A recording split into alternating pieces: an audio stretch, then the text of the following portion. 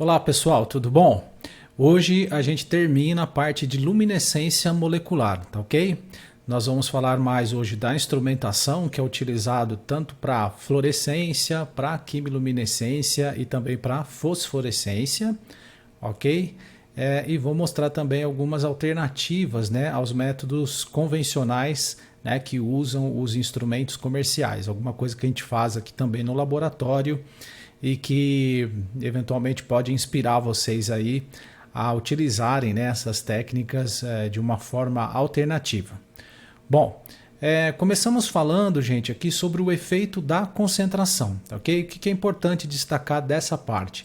Nós estamos falando, num primeiro momento, apenas da fluorescência, ok? Mas isso também vai servir para a quimiluminescência e para a fosforescência, que é o seguinte: nós temos uma relação linear da concentração com o sinal de fluorescência, ok? Observe aqui, pessoal, que essa relação ela é proporcional, né? Portanto, aqui temos uma constante de proporcionalidade. No entanto, aqui não existe lei de Beer, tá ok, gente? Não há aquela relação que a gente faz lá de caminho óptico, de absortividade molar e tal. O que é importante nós destacarmos é que a molécula tem que ter um bom rendimento quântico e que nós precisamos dar as condições também para que esse rendimento quântico seja grande, né? Como, por exemplo, a questão da temperatura, de preferência temperaturas baixas, né? Usar solventes que sejam mais viscosos, né? Para evitar efeito de colisão, enfim. Tudo para que seja favorecida a luminescência, tá ok? Bom, então aqui, né, quando a gente tem, né, soluções diluídas, ou seja, soluções cuja absorbância não seja muito elevada, né, veja que aqui que são absorbâncias menores do que 0,05. Só lembrando, né, gente, por que tem absorbância aqui? Porque a molécula precisa inicialmente absorver a radiação, né, para então ser excitada, ok?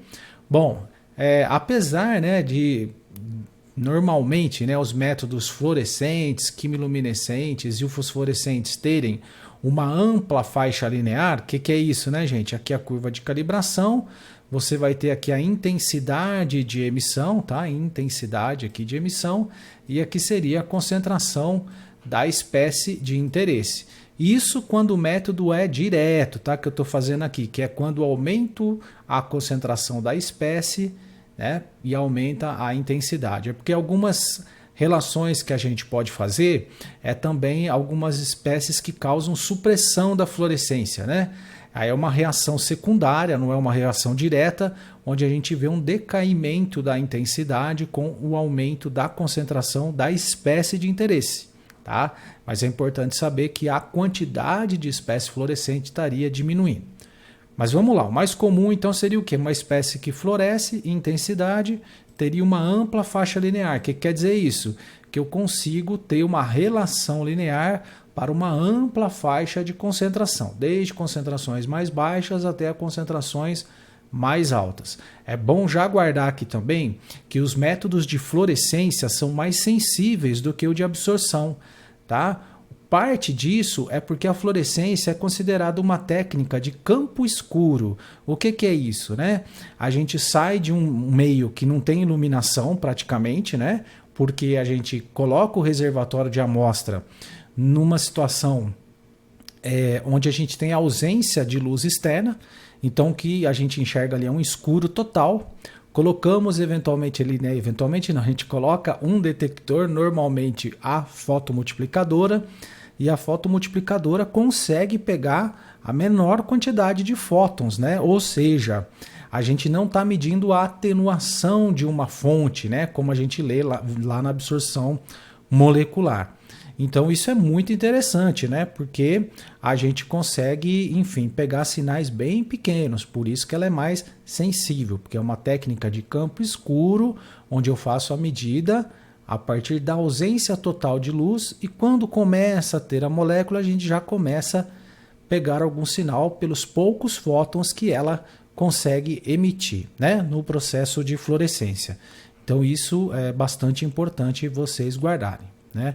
Na absorbância não, né? A gente tem que ter aquela luz que a gente fica monitorando e verificando quanto que ela baixa. Por isso que ela não é uma técnica de campo escuro. A gente já tem uma luz que está sendo atenuada. Bom, lá nessa parte de fluorescência e tal, o que vai acontecer? A gente pode ter o chamado auto-quench, ou seja, autossupressão.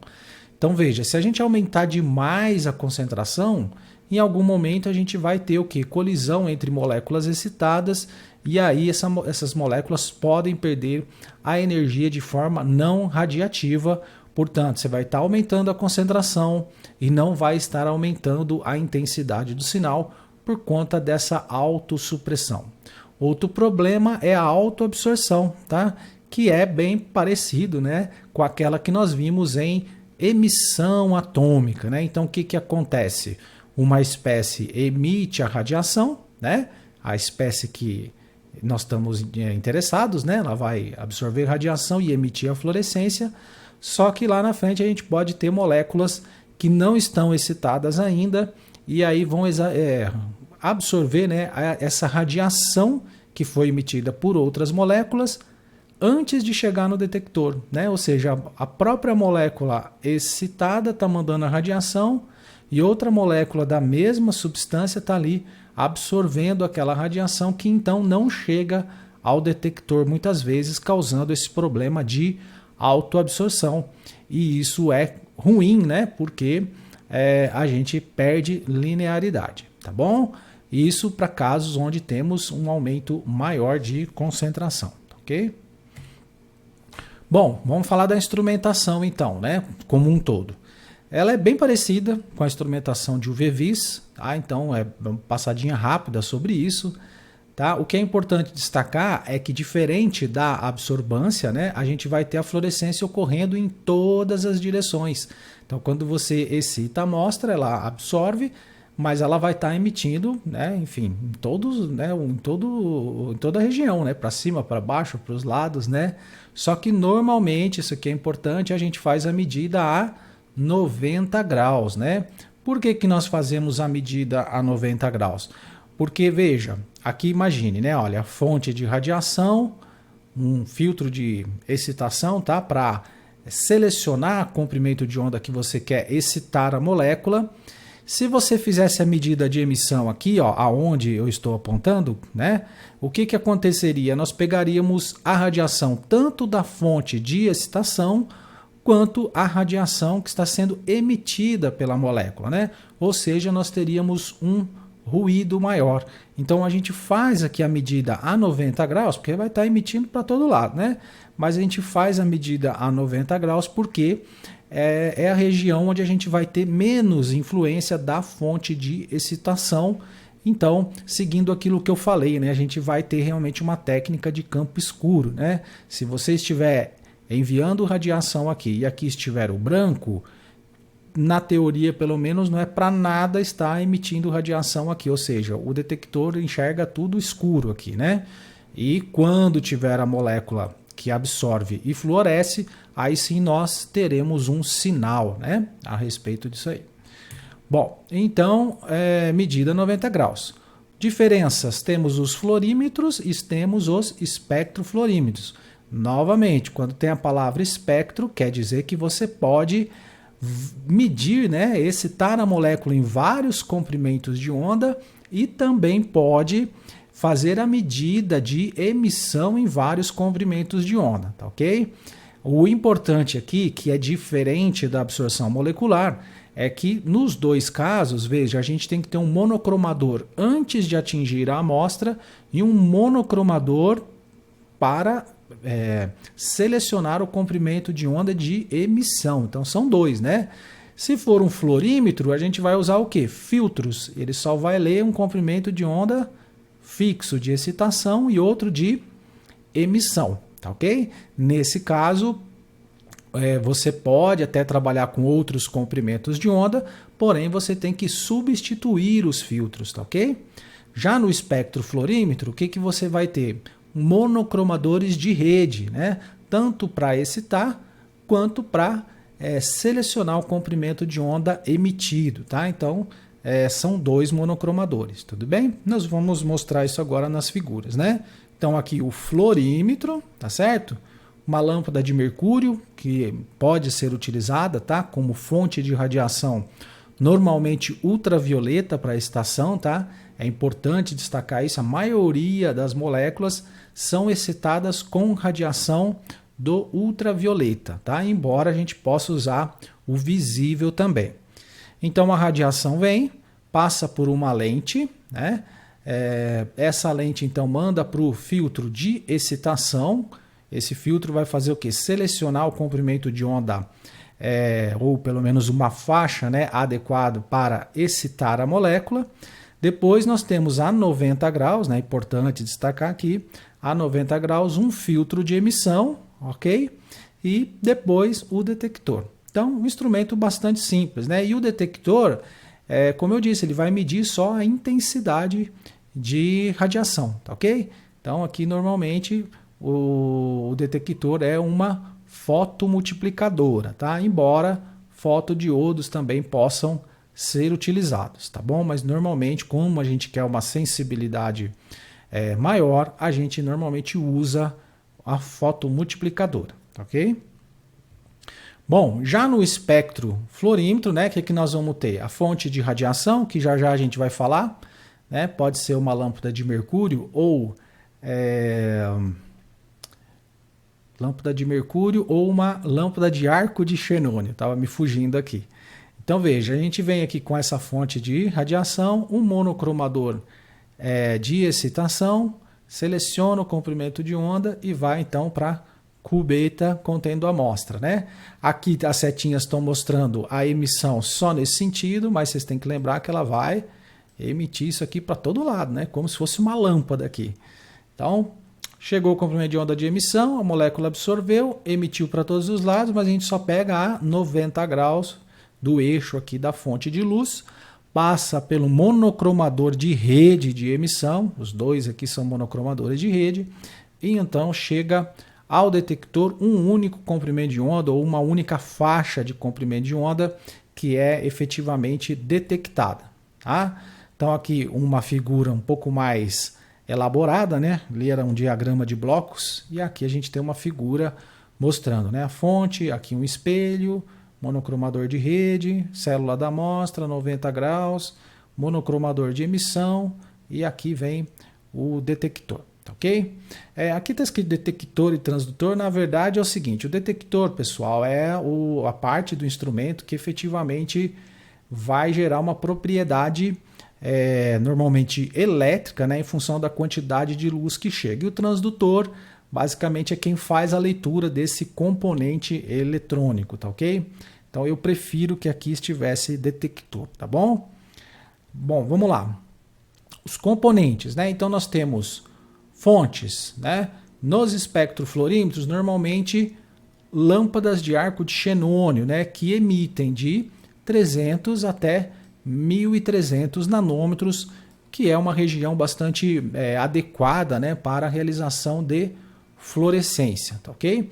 Elas são mais intensas do que as lâmpadas de deutério e de tungstênio, só lembrando, né? A de deutério a gente usava lá na absorção molecular por ultravioleta, tá bom?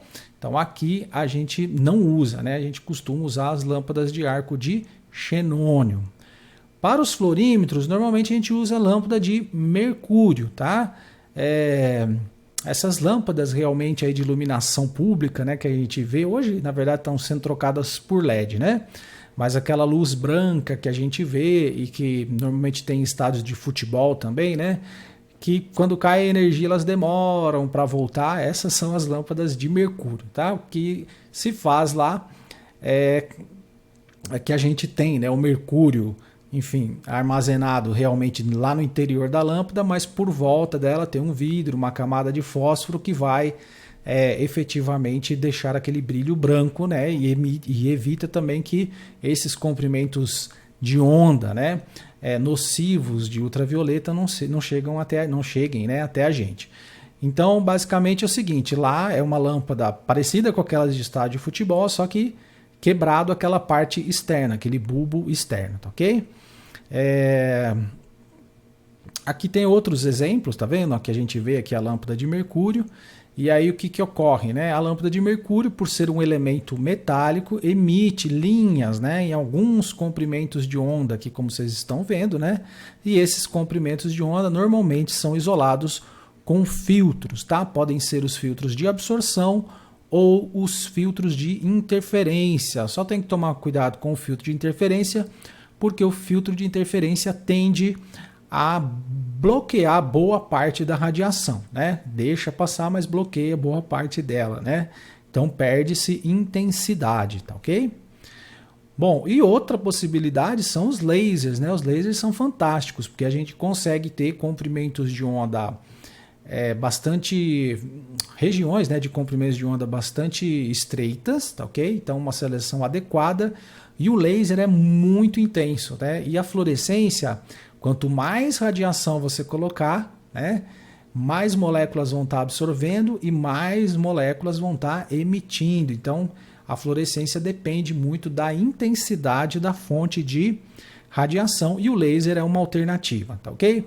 O problema é que o laser, normalmente a gente consegue encontrar muitos lasers aí para a região do visível, mas para o ultravioleta é um pouco mais difícil, um pouco mais caro, tá ok? Mas existe essa possibilidade, e aí no caso do laser nós teríamos também o que? Um fluorímetro, tá bom? Não seria um espectrofluorímetro, porque o laser emite numa faixa bastante estreita aí de comprimento de onda, tá ok? Aqui, gente, só para mostrar para vocês, está o espectro aqui de emissão do mercúrio, né, com essas linhas aqui que eu falei para vocês, e aqui o espectro da lâmpada de arco de xenônio, tá bom? Você vê que é mais contínuo, né, esse espectro, tá bom? Bom, seletores de comprimento de onda, né? Nos fluorímetros a gente vai ter quem? Os filtros de absorção ou interferência, como eu já falei aí para vocês. Nos monocromadores, nos espectrofluorímetros, a gente usa os monocromadores de rede, tá bom?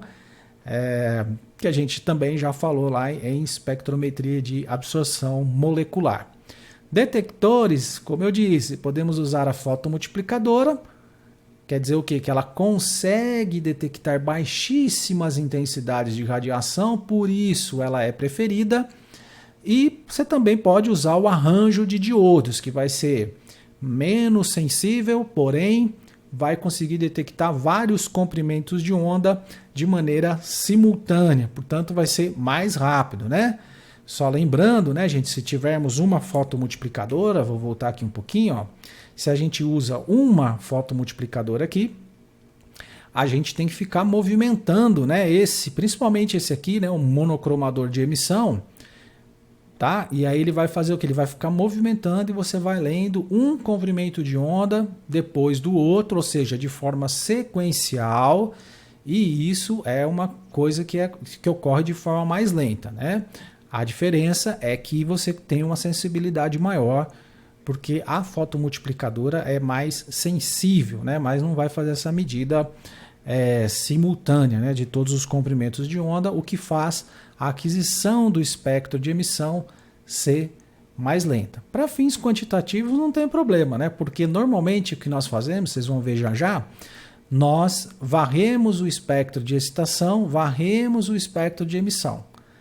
Isso a gente faz só quando a gente está começando o estudo. Depois, o que nós fazemos?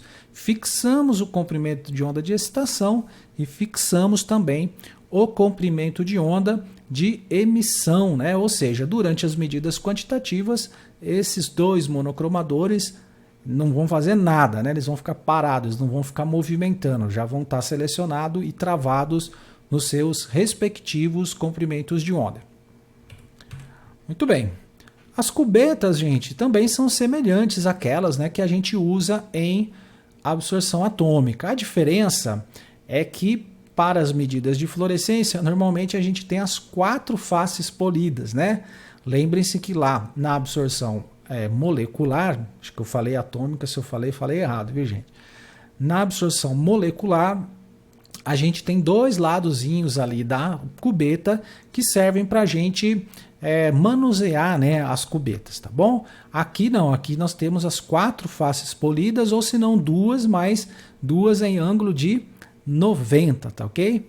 Então é importante isso, né? A gente tem que ter aquelas duas faces, né, que estejam a 90 graus uma da outra para a gente poder fazer as leituras. Os cuidados, né, que a gente já falou para absorção molecular servem aqui também, né? Mão engordurada, tem que limpar, tem que tomar cuidado para não riscar, tentar usar sempre na mesma posição. Enfim, né, são cuidados que a gente tem que evitar, tem que ter, né, perdão, para que não haja espalhamento da radiação, enfim, né, outros problemas que podem eventualmente acontecer. Aqui, gente, é um espectrofluorímetro velho, né, que está lá no nosso laboratório de ensino e que serve mais para fins didáticos, né, para mostrar para vocês como é que era um instrumento grande aqui, tá? Hoje a gente tem um espectrofluorímetro mais moderno lá, que também ainda é grande. Por ser o espectrofluorímetro, nós temos os dois monocromadores de rede, tá ok? Mas aqui só para vocês terem uma ideia. Então aqui é a fonte, tá? Ela vai mandar a radiação, aqui é o primeiro monocromador. Numa dessas tampinhas que vocês veem aqui fica a amostra, tá? Que aqui tem outras posições que você pode utilizar, né, a cubeta, mas basicamente, né, você vai usar nessa daqui, tá? Que você está olhando aqui redondinho, então aqui vai entrar a tua amostra. Ela emite, aqui é o monocromador de emissão e aqui o detector, tá? Então aqui já aberto, né? A gente vê lá o monocromador de rede, olha lá, dá para até ver aqui, né, o espectro visível, né? O suporte para amostra, enfim. E aí continuando, né? Fonte, monocromador de emissão, detector. Aqui por cima, né? Olha lá, amostras sólidas, amostras líquidas. Aqui, gente, olha só. Eu falei uma bobagem lá no slide anterior. Aqui, esses pedacinhos aqui, é que você pode usar essa parte do instrumento aqui com um monocromador de filtro, se quiser, né? Então, nesse caso, seria um fluorímetro, se você quiser. Então, aqui é onde você pode trocar os filtros, tá ok? Então, aqui você substitui os filtros se você precisar, entendeu? Aqui o fabricante vende este módulo aqui, tá? E aí esse módulo ele pode ser utilizado junto com monocromadores de rede ou com os monocromadores de filtro. Se você não vai usar filtro, isso aqui fica vazio, tá? Quando você abre aqui, não tem filtro nenhum. Então aqui mostrando, né? Vai o feixe, vários comprimentos de onda, bate aqui no espelho e vai ali o comprimento de onda que você selecionou, tá ok? Então, novamente aí, né? Olha lá. Faz a excitação da amostra. Esse aqui, então, é o monocromador de excitação. Aqui a fonte, normalmente de arco de xenônio, emite. E ali você seleciona só o comprimento de onda de emissão de interesse, tá ok? Então aquilo ali, gente, que eu mostrei para vocês é o que normalmente a gente tem, né? Um espectrofluorímetro mostrado aí, né, para vocês com todos os seus componentes, tá ok? Importante novamente, né? Tá vendo? Aqui entra a radiação e a 90 graus é que a gente coleta, né, a radiação de emissão. Tá bom? Bom, esse trabalhinho aqui, gente, é rapidinho, tá? É de um aluno meu de iniciação científica, né? Ele está terminando o TCC dele, é o Denis, tá ok? E o Denis fez um dispositivo aqui de papel para fazer detecção por fluorescência. Então ele constrói esse dispositivo com impressão por cera, tá? Então a cera derrete, entra aqui dentro do papel e cria duas regiões que são hidrofílicas, tá ok? Depois também ele faz um recobrimento aqui por baixo. Então quando você coloca a amostra nesses spots, né, nessas bolinhas, a solução aquosa ela fica contida aqui dentro. E aí depois então ele usa um LED, tá vendo? O LED de ultravioleta faz a excitação da amostra e ele detecta, né, a radiação emitida aqui com um celular, tá ok? Aí ele usa imagens digitais, então aqui ele monitora a radiação azul emitida, né, no caso aqui pela quinina, para vocês terem uma ideia, né? Então aqui são dois spots que não tem substância, tá ok? E esse aqui, perdão, é onde tem a quinina. E aí ele fez um sistema que é controlado pelo smartphone também, né? Então aqui um sistema Arduino, um driver, né, para controlar um motor de passo que vai movimentando essas bolinhas embaixo do foco do LED, né? E também teremos aqui um celular, né, que fica aqui em cima, não está sendo mostrado aqui na figura, ele vai lendo as medidas, vai lendo as bolinhas aqui. Então aqui o LED, tá vendo? Aqui são as bolinhas onde vão as amostras e aqui o celular, né, na parte de cima da caixinha aqui que ele montou. Esse aqui foi o aplicativo que ele fez, tá? Bem interessante. Deu um trabalho danado aqui para o Denis, tá? Então o aplicativo faz a curva de calibração, porque ele lê, né, a cor, né, que está aqui dentro dessa região contida nos spots, tá? Aqui é só para mostrar lá o sistema rodando, você não consegue ver a fluorescência, porque nós precisamos colocar luz externa aqui, né, para poder enxergar o sistema girando aí, tá? E ele vai fazendo essa medida de forma automática, tá, ok? Aqui uma curva de calibração que ele obteve. Bom, então vamos lá, onde a gente aplica aí, fluorescência, né? Tem dois tipos de aplicação, como eu falei. Quando o analito é fluorescente, a gente vai medir a fluorescência dele, né?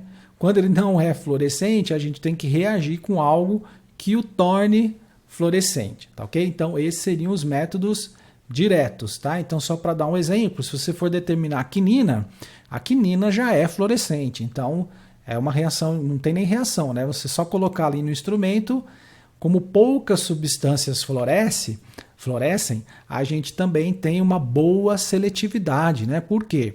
Ora, se só aquela substância, quase só ela ali no meio, né, vai fluorescer, então a interferência é muito pequena, porque a gente mede só o que está sendo emitido, não o que está sendo absorvido.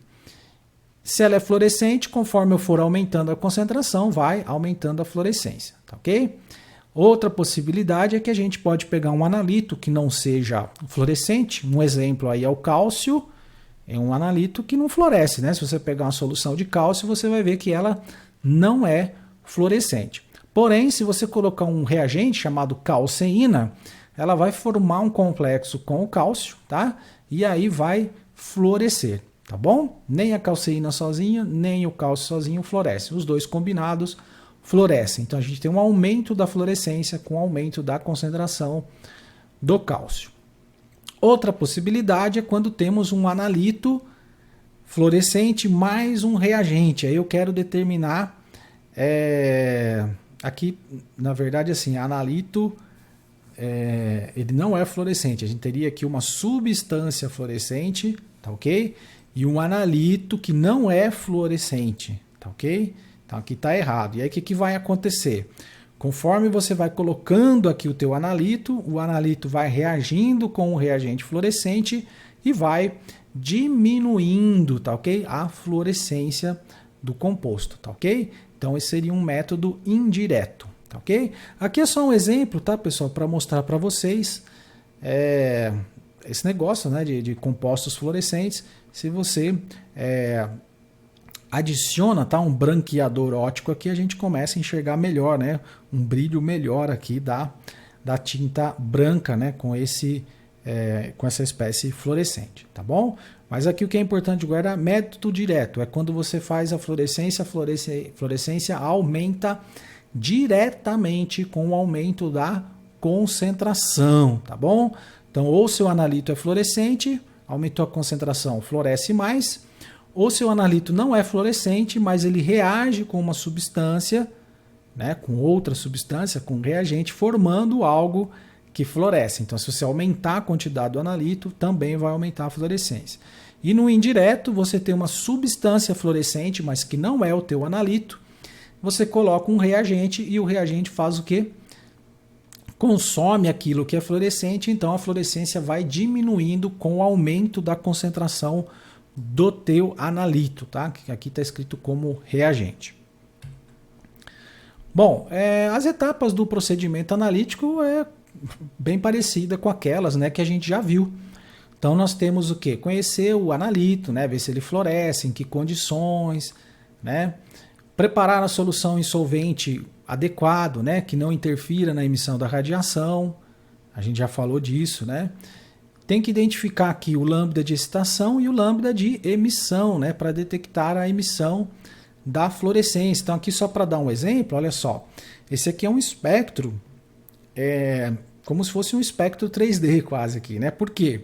Porque nós temos aqui, ó, foi varrido, né, o lambda de excitação e medido o lambda de emissão. E a intensidade, gente, está saindo aqui da tela, tá? Então, quanto mais vermelho, quer dizer que é maior a emissão. Então, você vai escolher qual ponto aqui, ó? Você vai escolher provavelmente esse pontinho aqui, ó, que é uma excitação com 450, tá ok? E a emissão você mede em 500, tá? Aqui você selecionou bem, tá vendo? Porque você está pegando a região de máxima intensidade de emissão, que é o quê? Você excitar com esse comprimento de onda e fazer a leitura nesse comprimento de onda aqui, tá bom? Bom, então é basicamente isso, né? Vamos ver aqui, ó, determinação direta da relação intensidade versus concentração, ou seja, já vai fazer a calibração, tá? Pode ser calibração externa, pode ser por adição de padrão. O que não se usa aqui normalmente é padrão interno, tá? Mas a calibração externa é a mais comum e você também pode usar a adição de padrão, tá ok? Na verdade, você vai usar a adição de padrão, né, quando você não tiver um conhecimento, né? Quando você não tiver um conhecimento muito bom da matriz e você estiver desconfiado que a matriz está afetando, né, os seus resultados. Muito bem. Aqui eu já falei, né? Então a gente faz normalmente esse aqui para obter o espectro, a gente faz assim, ó. A gente coloca um comprimento de onda de excitação e varre todo o espectro de emissão. Então imagine, você colocou aqui 250 nanômetros. Então esse aqui você bloqueia lá no espectro, no monocromador de excitação, né? Fixa ele em 250 e varre o espectro de emissão em todos os comprimentos de onda, né? Desde aqui de 250 até 700 no monocromador de emissão. Depois você faz o quê? Anda mais 5 nanômetros. Então, se você estava em 250, você agora passa para 255, fixa novamente esse comprimento de onda de excitação e varre tudo de novo o de emissão, tá ok? E aí, isso aí o instrumento demora um tempo para fazer, tá? Porque normalmente se usa a fotomultiplicador e a gente tem que esperar a rede se movimentar todo, né? Toda aquela região do espectro para você colher toda a informação, tá bom? Então isso demora um pouquinho, mas depois você vai ter esse gráfico aqui, né? Esse espectro 3D, onde a gente consegue observar muito bem qual é o melhor comprimento de onda, né? Tanto para excitação quanto para a emissão. Muito bem. Outra coisa aqui, né? Lá pode-se usar o espectro de absorção obtido no espectrofotômetro. Pode. O problema é que se você, digamos assim, né? Você só tirou o espectro de absorção, você não vai saber exatamente qual dos picos de absorção geram a melhor emissão, tá ok? Então esse aí pode ser um problema, tá bom? Mas é possível, tá? Se você não tem nada, você pode tirar aqui o espectro de absorção para você saber qual que é o melhor comprimento de onda de excitação, só para você poder, de repente, ali no seu fluorímetro, né, usar fluorímetro, não falei espectrofluorímetro. Selecionar qual é o filtro, né, que você usaria para fazer esse tipo de seleção de comprimento de onda. Na fosforescência, gente, então veja só, a fosforescência normalmente vai ocorrer em um comprimento de onda maior que a fluorescência. Por quê?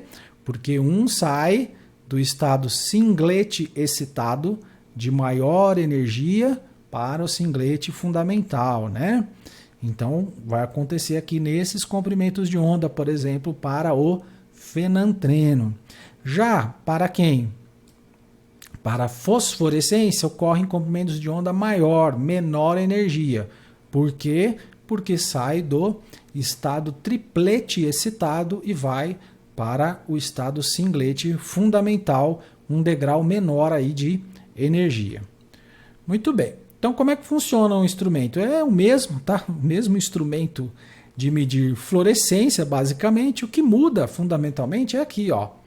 A gente tem que trabalhar com a amostra em temperaturas muito baixas, portanto, normalmente a gente usa aqui, ó, um frasco, esse frasco de fora aqui, ó, é um frasco Dewar que a gente fala, né? que ele normalmente é feito de quê? De quartzo, tá? E ele contém o quê? Nitrogênio líquido, tá ok? Então a tua amostra aqui, basicamente, ela vai estar congelada, tá? Para quê? Para que possa ser favorecida a fosforescência. O que tem de bom da fosforescência? É que pouquíssimas moléculas vão fosforescer. Então vai ser uma técnica bastante seletiva para as moléculas que vão ter aí a fosforescência. Tá? E o tempo, né, de medida também não precisa ser, né, ou seja, você tem mais tempo para fazer a leitura porque a fosforescência dura por mais tempo, né? Aqui, gente, olha, se você quiser, você pode até fazer a medida sem ser a 90 graus. Por quê? Porque se você vai medir a fosforescência, você pode interromper o quê? A excitação da molécula, né? Na verdade, tem que interromper, né? Então, o que você faz? Vem aqui a radiação do monocromador de excitação. Num primeiro momento, ela é bloqueada por isso aqui, né? E quando gira, né, esse obturador, que é rotativo, quando ele gira, ele vai abrir, aí a molécula é excitada. E quando fecha, a gente mede, do jeito que está aqui, né, a fosforescência que vai para o monocromador de emissão. Entendeu? Então você, você vai estar lendo a emissão, tá certo? E o outro momento você não vai ler nada, né? Observe que aqui ele bloqueia, né? Tá vendo o outro? Enquanto esse aqui vai estar aberto, esse outro aqui vai estar fechado, né? Fazendo com que o sinal do monocromador de excitação não chegue ao detector, tá ok? Então isso é importante. E você só vai ler realmente quando estiver nessa posição aqui, que é quando a molécula já foi excitada e ela está emitindo a sua fosforescência, tá ok? Então é basicamente isso o instrumento. Importante aqui é a questão realmente do frasco, né, que é necessário porque a gente precisa trabalhar com temperaturas baixas ou com solventes extremamente viscosos, né, para que a gente consiga visualizar a fosforescência. Outra possibilidade é suportar a substância fosforescente em algo sólido, né, como um papel, como, enfim, outros materiais, cerâmicas, eventualmente, aonde você possa, enfim, imobilizar o teu reagente. Tá aqui, né, lá. Medida de compostos adsorvidos em superfícies sólidas, então papel e filtro. Matriz rígida minimiza a desativação do estado triplete por processos não radiativos. Como a gente já falou, nós temos que favorecer os processos radiativos e impedir que aqueles que não são radiativos aconteçam, ok? Utilização de micelas de detergente na presença de metais pesados também é outra possibilidade para você tentar minimizar essa questão da desativação por processos não radiativos, ok? Voltando aqui para a fluorescência, tá, gente? Tá meio misturado aqui, mas fluorescência, sensibilidade superior, né? 100 a 1000 vezes maior que a absorção por UV-Vis. Por quê? Porque é uma técnica de campo escuro que é mais fácil de se medir. É mais difícil, tá, gente? Nós medimos a atenuação de um feixe do que você não ter feixe nenhum, né? Que é o caso da fluorescência. Você não tem feixe nenhum e de repente começa a aparecer ali alguns fótons. O instrumento consegue ler com maior sensibilidade essa pequena quantidade de fótons do que ter que ler a atenuação, né, de um feixe de uma fonte de radiação que tem muitos fótons. Bom, interferências todo método tem, né, da matriz da amostra, composição do solvente, pode ter fotodecomposição da amostra, tudo isso tem que ser levado em conta.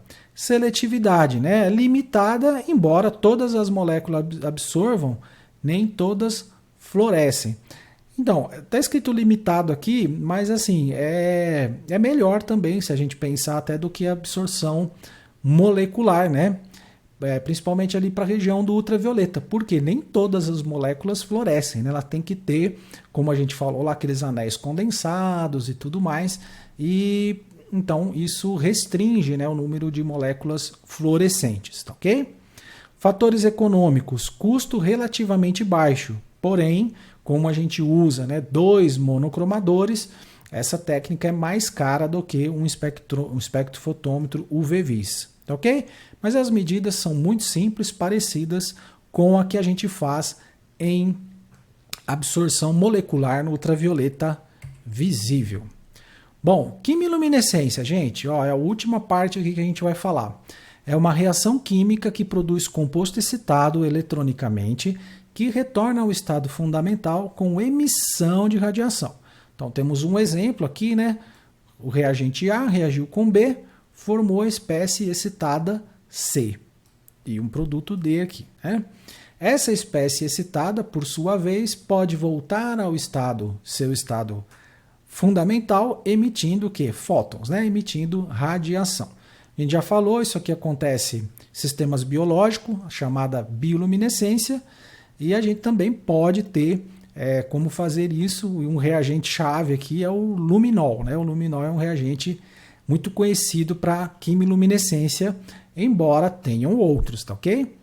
Então, outra coisa assim, é uma técnica simples, alta seletividade e alta sensibilidade. Por quê? Porque são poucos os compostos que vão efetivamente sofrer processos de quimiluminescência, né? Bom, instrumentação muito simples. Por quê? Aqui está escrito fonte de radiação, mas na verdade não tem fonte de radiação. Por quê?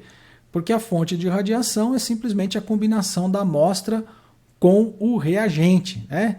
Então você não precisa excitar, a reação já gera a espécie excitada, né? Então você não precisa ter o que? Fonte de radiação, monocromador de excitação, tudo isso é cortado, né? Não se usa. Outra coisa, a gente também não tem detector de emissão. Por quê? Porque praticamente só vai ter aquela molécula emitindo radiação. Então você coloca só o detector.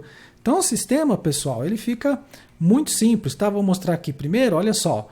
Aqui uma célula de reação e aqui o detector, né? Você coloca aqui a tua amostra, tem o reagente aqui, isso aqui vai emitir radiação, a fotomultiplicadora vai ler e aí você vai ter um registrador onde vai monitorar esse sinal, ok?